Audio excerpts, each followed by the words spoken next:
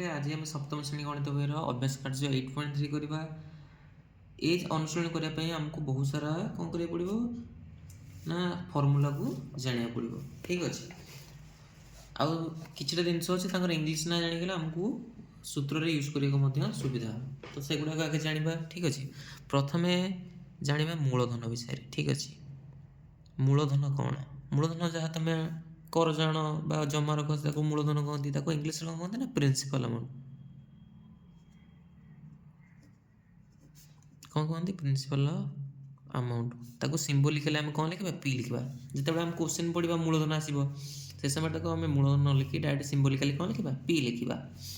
Next ଆସିଲା ହାରି ସୁଧର ହାର। ସୁଧର ହାର ଯେତିକି ପରସେଣ୍ଟ ଇଣ୍ଟରେଷ୍ଟ ତୁମେ ଆଣ 3% କି 4% କି 5% ଇଣ୍ଟରେଷ୍ଟ ତାକୁ ରେଟ୍ ବୋଲି କହନ୍ତି। ଠିକ୍ ଅଛି। ତାକୁ ସିମ୍ବୋଲିକାଲି ଆମେ ଆର୍ ବୋଲି ଲେଖିବା।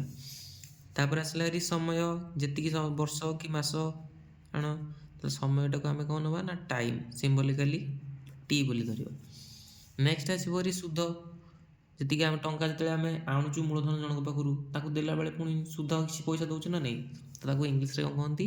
ଇଣ୍ଟରେଷ୍ଟ ବୋଲି କହନ୍ତି। ସୁଧ ବା ସରଳ ସୁଧ ଆମେ କହିପାରିବା।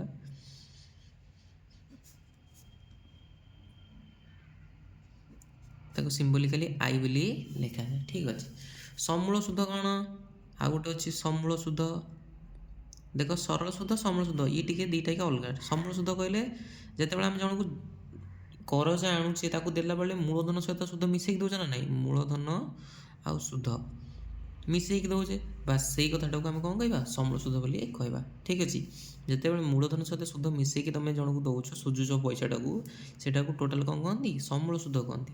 ତାକୁ ଇଂଲିଶରେ କହନ୍ତି ଆକୁ କ'ଣ କହନ୍ତି କହିଲ? ଆମାଉଣ୍ଟ ବୋଲି କୁହାଯାଏ। ସିମ୍ବୋଲିକାଲି ଆକୁ ଏ ବୋଲି ଲେଖାଯାଏ। ଠିକ୍ ଅଛି। ତାହେଲେ ଏର ଫର୍ମୁଲା ମଧ୍ୟ ଗୋଟେ ଅଛି ପି ପ୍ଲସ୍ ଆଇ। ମୂଳଧନକୁ ଆମେ ପି ଧରିଛେ ସୁଧକୁ ଆମେ ଆଇ ଧରିଛେ ତାହେଲେ ପି ପ୍ଲସ୍ ଆଇ ହେଇଗଲା ଆମର ଏର ଫର୍ମୁଲା। ଠିକ୍ ଅଛି। ତାହେଲେ ସିମ୍ବଲ୍ ଗୁଡ଼ାକ ମନେ ରଖିବାକୁ ପଡ଼ିବ। ସିମ୍ବଲ୍ ଗୁଡ଼ାକ ମନେ ରଖିଲେ ଆମକୁ ସୁବିଧା ହେବ ସୂତ୍ର ଜାଣିବା ପାଇଁ। ନେକ୍ସଟ ଆସିଲା ସୁଧର ସୂତ୍ର। ସୁଧ ଯାହାକୁ ଆମେ ଇଣ୍ଟରେଷ୍ଟ ବା ଆଇ ବୋଲି କହୁଛୁ ତାର ଫର୍ମୁଲା ହେଉଛି କ'ଣ? PTR ବାଇ 100। କ'ଣ ଅଛି? PTR ବାଇ 100 ମିନ୍ସ ମୂଳଧନ ଗୁଣନ ସମୟ ଗୁଣନ ସୁଧର ହାର ବାଇ 100। ଠିକ୍ ଅଛି। ଧରିନିଅ ତୁମକୁ କେତେବେଳେ ପି ପଚାରିଦେବ ମିନ୍ସ ମୂଳଧନ କାଢ଼ିବାକୁ ପଚାରିଦେବ। ମୂଳଧନ ପାଇଁ ମଧ୍ୟ ପି ପାଇଁ ମଧ୍ୟ ଫର୍ମୁଲା ଅଛି। ତାର ଫର୍ମୁଲା ହେଉଛି ଆଇ ଗୁଣନ 100 ବିଭକ୍ତ କ'ଣ ନା TR। ଠିକ୍ ଅଛି।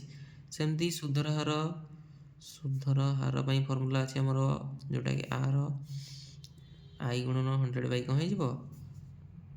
PT ହେଇଯିବ। ଠିକ୍ ଅଛି। ନେକ୍ସଟ ଆସିଲା ହାରି କ'ଣ? ସମୟ। ଧର ସମୟ କାଢ଼ିବାକୁ ଦେଇଛି ଆମକୁ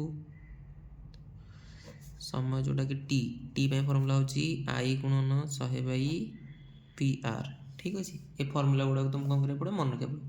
ଦେଖ ଆଉ ଗୋଟେ ସର୍ଟକଟ୍ ତୁମକୁ କହିଦେଉଛି ପି ଟି କିମ୍ବା ଆର୍ ଏ ତିନିଟା ପଚାରିଲା ଯେତେବେଳେ ପଚାରିବ ୟାକୁ ସେପାରେଟ୍ ରଖିଦିଅ। ଠିକ୍ ଅଛି। ଏ ତିନିଟା କଥା କହୁଛି। ଯେତେବେଳେ ଏ ତିନିଟା ପଚାରିବ ୟାର ଆଙ୍କର ସମସ୍ତଙ୍କର ଉପରେ କ'ଣ ଆସୁଛି ନା ଆଇ ଗୁଣନ 100 ଆସୁଛି। ଦେଖାଯାଉଛି। ଯେଉଁ ତଳେ ଯେଉଁ ଦୁଇ ଜଣ ଆସିବେ ସେ ତାକୁ ଏଇଥିରୁ ବାଛିଦେବା। ଧରିନିଅ ପି ପଚାରିଲା ତାହେଲେ ପି ପଚାରିଲେ ପିକି ଛପେଇଦେବା। କିଏ ଦେଖାଯାଉଛି? TR। ତାହେଲେ ତଳେ TR ନେଇକି ଥୋଇଦିଅ। ମନେକର ତୁମକୁ ପଚାରିଲା ଆର ତାହେଲେ ଆରକୁ ଛପେଇ ଦିଅ। କିଏ ଦେଖାଯାଉଛି? PT। ତାହେଲେ PT ନେଇକି ତଳେ ବସାଇ ଦିଅ। ଟି ପଚାରିଲା ଟି କି ଲିଭେଇ ଦେଲେ ତୁମକୁ PR ଦେଖାଯିବ। ତାହେଲେ PR ନେଇକି ତଳେ ବସାଇ ଦିଅ। ଠିକ୍ ଅଛି। ସମସ୍ତଙ୍କ ଉପରେ ତ ଆଇ ଗୁଣନ 100 ଆସିଲା ନା ତଳେ କ'ଣ ରହିବ ତୁମେ ଏଇଠିକି ନା ବାଛିପାରିବ। ଠିକ୍ ଅଛି। ମନେ ରଖିବାକୁ ସୁବିଧା ହେବ। ଆଉ ଏର ଫର୍ମୁଲା ତୁମେ ଏଠି ଅଲରେଡ଼ି କହିଦେଇଛି ଏ ସମାନ ପି ପ୍ଲସ୍ ଆଇ। ତାହେଲେ ଏତିକି ଫର୍ମୁଲା ହେଲେ ଆମେ କ'ଣ କରିବା ନା ଅନୁଶୀଳନୀକୁ ଆରାମସେ କରିପାରିବା। ଆଜି ଆମେ ପ୍ରଥମ 3 ନମ୍ବର କରିବା 8.3 ଅନୁଶୀଳନୀର। ଦେଖ କ'ଣ ଦେଇଛି। 1 ନମ୍ବର କ୍ୱେଶ୍ଚିନ୍ ପଢ଼। ଦେଇଛି 5% ବାର୍ଷିକ ସୁଧ ହାରରେ। ଆଉ ଗୋଟେ କଥା କହିବା ମୁଁ ଭୁଲି ଯାଇଛି। ଏଠି ଯେଉଁ ସୁଧର ହାର ନୁହେଁ କି ସର୍ବଦା ଏହା ସର୍ବଦା କେଉଁଥିରେ ଥିବ ନା ଶତକଡ଼ା ଚିହ୍ନ ଆଇଦର ଏମିତି ଥିବ ନା ଏତ ଶତକଡ଼ା ଲେଖାଯାଇଥିବ। ସର୍ବଦା ପରସେଣ୍ଟରେ ଆସିବ କିମ୍ବା ଶତକଡ଼ାରେ ହିଁ ଆସିବ। ଠିକ୍ ଅଛି। କ୍ୱେଶ୍ଚିନ୍ରେ ତୁମେ ପଢ଼ିଲା ବେଳେ ଜାଣିପାରିବନି କେଉଁଟା ସୁଧର ହାର ସେଠି ପରସେଣ୍ଟ ଚିହ୍ନ ଦିଆହେଇଥିବ ସେଠି ଜାଣିପାରିବ। ଆଉ ସମୟଟା ଏଠି ସର୍ବଦା କେଉଁଥିରେ ରହିବ? ମାସ ସି ଦେଇଥାଉ କିନ୍ତୁ ତୁମେ ତାକୁ କନଭର୍ଟ କରିବାକୁ ପଡ଼ିବ କେଉଁଥିରକୁ? ଇୟରକୁ ବର୍ଷକୁ କନଭର୍ଟ କରିବାକୁ ପଡ଼ିବ ନଚେତ ଅସୁବିଧା ହେବ। ଠିକ୍ ଅଛି। ଦେଖ 1 ନମ୍ବର କ୍ୱେଶ୍ଚିନ୍ ଦେଇଛି 5% ବାର୍ଷିକ ସୁଧ ହାରରେ। ତାହେଲେ ଆମକୁ ସୁଧର ହାର ଆର୍ ଦେଇଦେଲା। ଠିକ୍ ଅଛି। 2 ବର୍ଷ ପାଇଁ 5,500 ଟଙ୍କା ଜମା ରଖିଲେ ମାନେ ମୂଳଧନ। ଠିକ୍ ଅଛି। ସେ ପ୍ରଥମେ କ'ଣ ଦେଲା ଦେଖ 1 ନମ୍ବରରେ ପ୍ରଥମେ ଦେଲା ଆର୍ ଦେଇଦେଲା ଯେଉଁଟାକି ସୁଧର ହାର 5%। କେତେ ବର୍ଷ ପାଇଁ ସମୟ ଦେଇଥିଲା? 2 ବର୍ଷ ପାଇଁ। ଠିକ୍ ଅଛି। ଜମାର କେମିତି ମାନେ ମୂଳଧନ ପି କେତେ ନା 5,500 ଟଙ୍କା। ତାହେଲେ ଲାଷ୍ଟ କ୍ୱେଶ୍ଚନ୍ ପଚାରିଲା କ'ଣ ସରଳ ସୁଧ ବାବଦ କେତେ ଟଙ୍କା ମିଳିବ। ସରଳ ସୁଧ ଯାହା ଖାଲି ସୁଧ ସେୟା ମୁଁ ଏଠି କହିଛି। ସରଳ ସୁଧ ଯାହା ଖାଲି ସୁଧ ମଧ୍ୟ ସେୟା। ତାହେଲେ ଆଇ କାଢ଼ିବା ପାଇଁ ସେ କହିଛି। କ'ଣ କାଢ଼ିବା ପାଇଁ? ଆଇ କାଢ଼ିବା ପାଇଁ କହିଛି। ସୁଧ ଯେଉଁଟା ମୁଁ କହୁଛୁ ଷ୍ଟାର୍ଟିଂ ଲେଖିଲା ବେଳେ ନହେଲେ ଏମିତି ଲେଖିଦେବ ଠିକ୍ ଅଛି ଯଦି ଜାଣିପାରିବନି। ତାହେଲେ ଫର୍ମୁଲା ଆମେ ଜାଣିଛୁ PTR/100। ପିର ମାନ ହେଉଛି 5,500 ଗୁଣନ ଟି ହେଉଛି 2 ଗୁଣନ ଆର୍ ହେଇଗଲା 5 ବିଭକ୍ତ 100।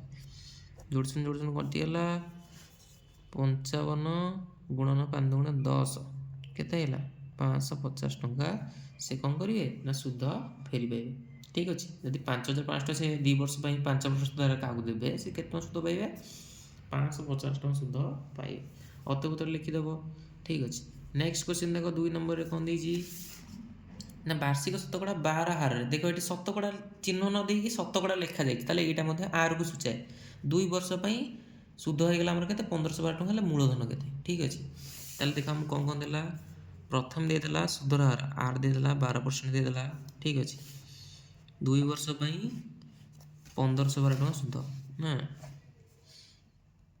2 ବର୍ଷ ସମୟ ଦେଇଦେଲା ଆଉ ସୁଧ ମିନ୍ସ ଆଇ ଦେଇଦେଲା ଆମକୁ 1,512 ଟଙ୍କା। ତାହେଲେ ପି ପଚାରିଲା କ'ଣ ପଚାରିଲା ପି ମୂଳଧନ କେତେ ଟଙ୍କା ମୂଳଧନ ସେ ଦେଇଥିଲେ। ତାହେଲେ ପି କାଢ଼ିବା ପାଇଁ ଆମକୁ ଫର୍ମୁଲା ଆମେ ଜାଣିଛୁ ଏଠି ଦେଖ ଆଇ ଗୁଣନ 100/TR। ତାହେଲେ ଆଇ ଗୁଣନ 100/TR ପକାଇ ଦିଅ। ଆଇ କେତେ ନା 1,512 ଗୁଣନ 100 ବିଭକ୍ତ ଟି ହେଉଛି 2 ଗୁଣନ 12 ଠିକ୍ ଅଛି। କଟାକଟି କରିଦିଅ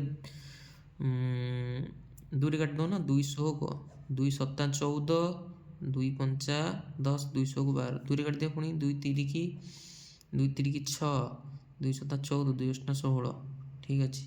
ଆକୁ 2ରେ କାଟି ଦିଅ ପୁଣି 2K 2 8 16 2 9 18 3 ଆଜି କଟିଯିବ 318 3 3 9 63 ଗୁଣନ 100 ହେଲା କେତେ ହେଲା 63 ଗୁଣନ 100 କେତେ ହେଲା 6,300 ଟଙ୍କା।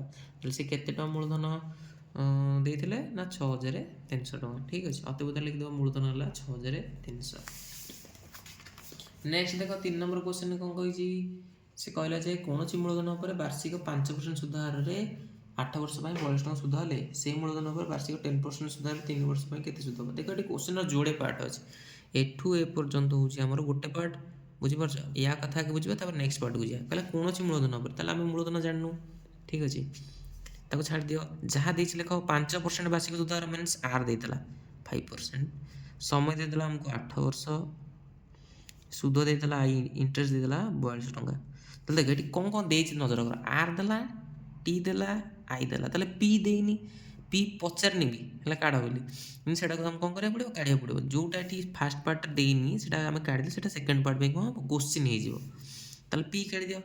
ପି ପାଇଁ ଫର୍ମୁଲା ହେଉଛି ଆଇ ଗୁଣନ 100 ବିଭକ୍ତ TR। ଆଇ ହେଉଛି 42 ଗୁଣନ 100 ବିଭକ୍ତ ଟି 8 ଗୁଣନ 5 ଠିକ୍ ଅଛି।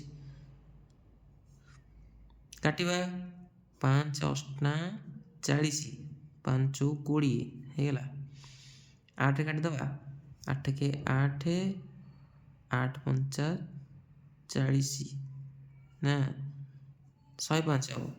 ଦେଖୁନ ଡାଉଟ୍ ହେଉଛି ଏଠି ଗୁଣିଦେବା 8 5 40 4 ଓହ୍ଲେଇଲା 8 8 ଠିକ୍ ହେଉଛି ନା ନାହିଁ। ତାହେଲେ 840 ହେଉଛି ତାହେଲେ 105 ହେଉଛି ତାହେଲେ 105 ଗୁଣନ ହେଇଗଲା ଏପଟେ 100 କେତେ ହେଇଯିବ 10,500 ଟଙ୍କା। ତାହେଲେ এইটা ହେଇଗଲା ଆମର କ'ଣ ମୂଳଧନ। এইটা ସେକେଣ୍ଡ ପାର୍ଟ ପାଇଁ କ୍ୱେଶ୍ଚିନ୍ ହେଇଯିବ। ତାହେଲେ ବର୍ତ୍ତମାନ ପି ଲେଖିଦେବା ଏଠି ଆମକୁ ଦେଇଦେଲା 10,500 ସେକେଣ୍ଡ ପାର୍ଟ ପଡ଼ ସେଇ ମୂଳଧନ ଉପରେ ମିନ୍ସ ଏଇ ଯେଉଁ ମୂଳଧନ ଏଠି ବାହାରିଲା ବାର୍ଷିକ 10% ସୁଧ ହାର ମିନ୍ସ ଆର୍ ଦେଇଦେଲା 10% ଆଉ 3 ବର୍ଷ ପାଇଁ ସମୟ ଦେଇଦେଲା 3 ବର୍ଷ ତାହେଲେ କେତେ ସୁଧ ମିଳିପାରିବ। ତାହେଲେ ସୁଧ ମିନ୍ସ ଆଇ କାଢ଼ିଦିଅ PTR/100 ପି ହେଇଗଲା ଆମର 10,500 ଗୁଣନ ଟି 3 ଗୁଣନ 10 ବିଭକ୍ତ କେତେ ହେଲା 100 ଯୋଡ଼ୁଛନ୍ତି କଟିଗଲା 105 ଗୁଣନ 30 ଠିକ୍ ଅଛି। ପୁଣି ଦେବା ତାହେଲେ ଗୁଣିଲେ କେତେ ହେଲା ନା 3150 ଟଙ୍କା। ତାହେଲେ ଅତଃ ଲେଖିଦେବ ଯେ ସେଇ ମୂଳଧନକୁ ଯଦି ଆମେ 3 ବର୍ଷ ପାଇଁ 10% ସୁଧ ହାରରେ ଦେବା ତାହେଲେ କେତେ ଇଣ୍ଟରେଷ୍ଟ ମିଳିବ ନା 3150 ଟଙ୍କା ଠିକ୍ ଅଛି। ନେକ୍ସଟ 3ଟା ନମ୍ବର ଆମେ ଆଉ ଗୋଟେ ଭିଡ଼ିଓରେ କରିବା।